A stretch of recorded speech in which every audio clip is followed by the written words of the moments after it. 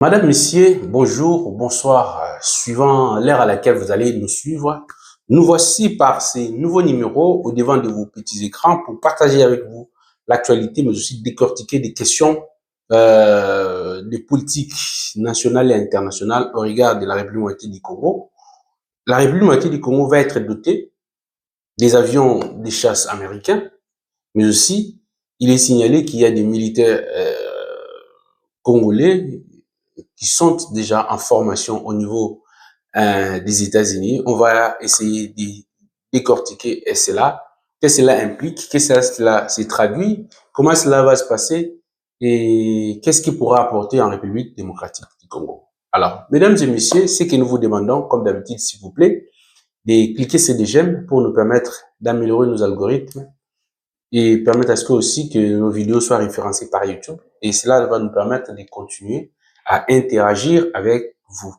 Voilà ce qu'on va parler. Alors, pour bien examiner la question aussi, on va aborder aussi une partie des actualités politiques et ça et là.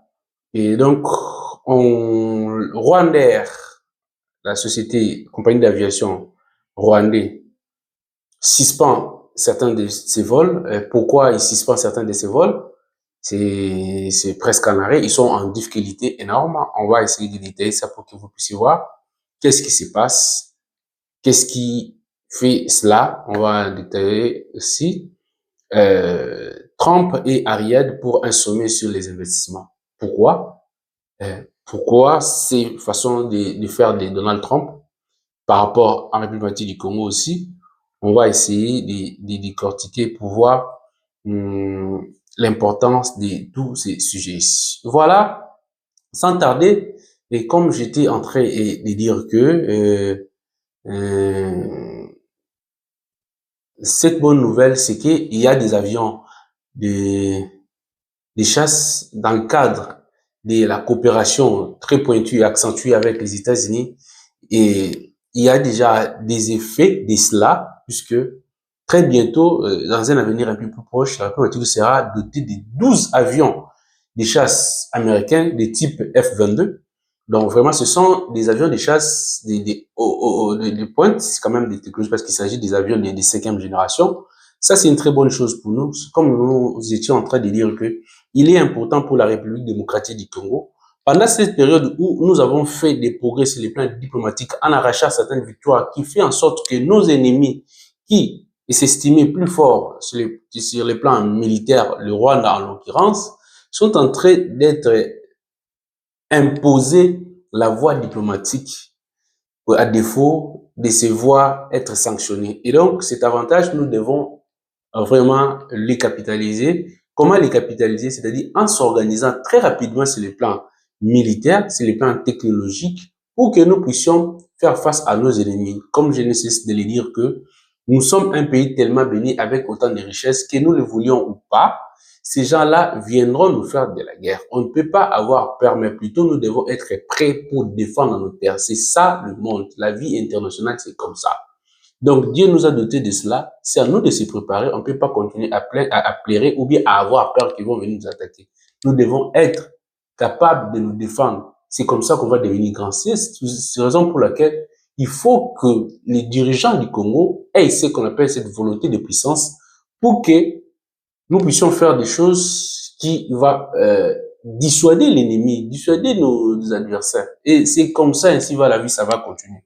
Voilà ce que nous donne. Cette bonne nouvelle, c'est que comme ces avions ici vont venir, c'est déjà un pas, mais bien que ce n'est pas suffisant au-delà de la République du Congo par rapport aux défis que nous avons, notamment nous, ces défis d'abord, c'est de la formation.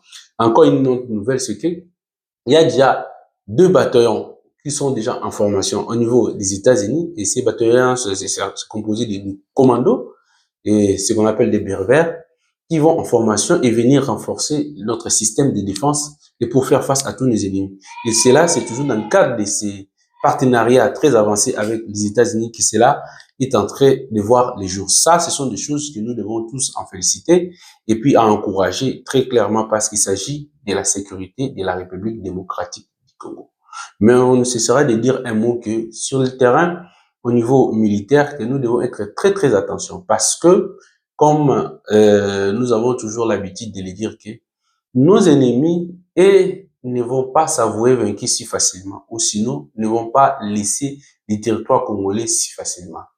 Il va falloir qu'ils sentent aussi sur le terrain que nous sommes en train de nous organiser et qu'eux comprennent qu'ils doivent saisir la chance qui leur est offerte, c'est-à-dire la négociation. Nous avons toutes ces initiatives, ça et là, qu'ils doivent saisir. Ce qui est sûr et certain que nous ne sommes pas faibles que ça, que les gens pensent, parce que nous avons fait preuve que nous sommes capables de maîtriser les gens, puisque les voies des combats ne sont pas seulement des voies des guerres, mais aussi il s'agit de voies diplomatiques, comme nous sommes en train de voir que voilà, la diplomatie peut suspendre tout, mettre tout à l'arrêt et qui recommencer à zéro, c'est difficile maintenant pour eux d'avancer.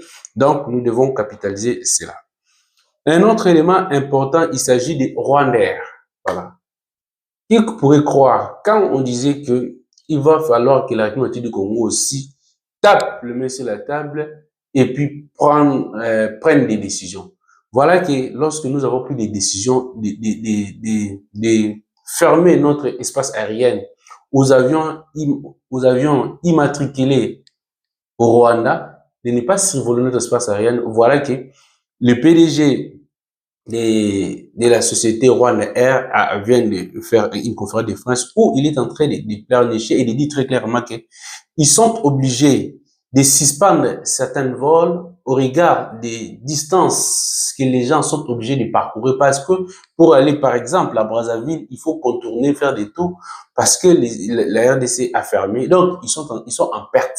Donc ils sont vraiment en perte et leur compagnie est en train de se voir descendre aux enfers.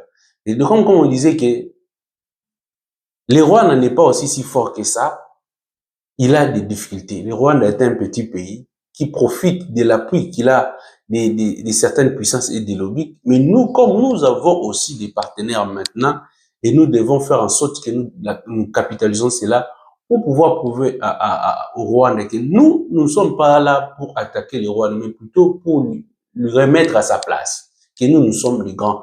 Il doit le comprendre. Et voilà, maintenant là, s'il est clair, je pense que dans la prochaine émission, ou sinon on va en mettre ça un peu plus tard, la vidéo de la conférence de presse de la PDG des compagnies Rwanda Air qui est en train de dire voilà, ils ont suspendu la ligne Nigeria, Bénin, Congo, Brazzaville, ils ont suspendu cela, ils veulent se concentrer à l'Afrique de l'Est pour leur permettre d'avoir des facilités d'aller là-bas. Or, là-bas, ça ne va pas être si facile pour eux.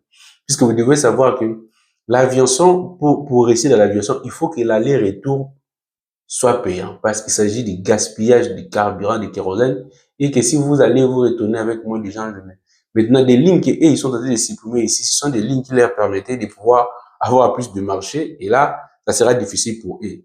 Là, ça, c'est une très bonne chose pour nous. C'est-à-dire que la stratégie de la politique du Congo a payé, c'est que ça a poussé les Rwandais à revoir ses calculs. C'est qu'il doit comprendre que la chance qu'il reste, ou soit la chance qui est devant eux, c'est de négocier et de revenir à la normale pour pouvoir vivre en paix. Voilà ce que nous pouvons dire si ces points-là. Donc, c'est très important. Trump et Ariad, voilà, Trump et Ariad pour un sommet sur les investissements. Vous devez savoir que c'est pourquoi les gens qui pensent que non, pourquoi la République du Congo est allée signer des partenariats avec les États-Unis et ils n'ont jamais aidé des pays. Les problèmes, ce n'est pas d'aider ou quoi que ce soit. Les problèmes, c'est de saisir des opportunités et de capitaliser cela. Capitaliser cela, c'est-à-dire que définir nous-mêmes nos priorités, voir qu'est-ce que nous avons gagné. Aucun pays ne peut faire développer l'autre. Non, il y a que d'intérêts qui priment. En vie internationale, c'est ça. Nous avons besoin d'une certaine formation et de recouvrir l'intégrité territoriale de notre pays et d'avoir un système de défense très efficace. Les États-Unis, nous l'avons prouvé parce que ce n'est pas les États-Unis qui est venu vers nous, c'est nous qui sommes allés vers les États-Unis lui proposant le marché, de l'ouvrir le marché contre sécurité. Et voilà que comme nous étions en train de vous dire qu'il y a déjà des gens qui sont en formation. Dans le cas du partenariat, puisqu'ils vont le signer, je pense que si tout va bien le mois prochain, ça sera signé parce que c'est déjà prêt. Et donc, quand on va signer, vous allez voir avec des sommes d'argent tout ce qui va arriver là. Si nous définissons bien nos priorités nos besoins, nos intérêts, je pense que cette fois-ci, on parlera d'une autre République démocratique du Congo. Et la RDC va se relever. Et sachez-le bien, retenez ce que je vous dis, que si la RDC se relève, c'est toute l'Afrique qui va se relever. C'est pourquoi Fanfano disait que l'Afrique a la forme d'un revolver dont la gâchette se trouve en République démocratique du Congo. C'est philosophique, mais politiquement, sur le plan géostratégique, c'est tellement évident que notre position, la géographie que nous avons, mais aussi des richesses naturelles que nous disposons, ce sont des atouts majeurs que nous devons saisir comme étant des avantages comparatifs face à nos partenaires qui ont besoin de ça, parce qu'ils ont besoin de nous. Ce n'est pas seulement nous qui avons besoin d'eux, et ils ont besoin de nous plus que nous-mêmes d'ailleurs, parce que la technologie qui arrive, la technologie de pointe, des éléments que eux auront besoin, des minéraux critiques et stratégiques se retrouvent en grande quantité en République démocratique du Congo, c'est notre avantage. Et en Riyad, il va pour des investissements parce que la philosophie de Trump en tant que businessman, c'est dire d'aller là où il va trouver ses intérêts pour les États-Unis. Et donc, lorsqu'il va vers vous, vous devez aussi savoir ce que vous allez soutirer auprès d'eux. Nous avons fait des pas, nous sommes allés vers eux. Ils ont saisi, ils ne pouvaient même pas refuser cela parce que c'est comme si vous offrez à une femme tout ce qu'il a besoin. Et donc, il ne peut pas refuser. Donc, voilà ce que nous pourrions vous donner comme information aujourd'hui. Je pense que on va revenir dans d'autres numéros pour donner un peu plus de détails par rapport à l'actualité. Il y a beaucoup d'actualités, mais nous allons quand même nous limiter ici pour vous permettre de bien suivre et de comprendre la suite logique de nos idées, de nos passés, de notre façon de développer. S'il vous plaît, ce que nous vous demandons, c'est de nous appuyer en cliquant sur des j'aime pour que nous puissions améliorer nos algorithmes et continuer à interagir avec vous. Moi, je vais me présenter.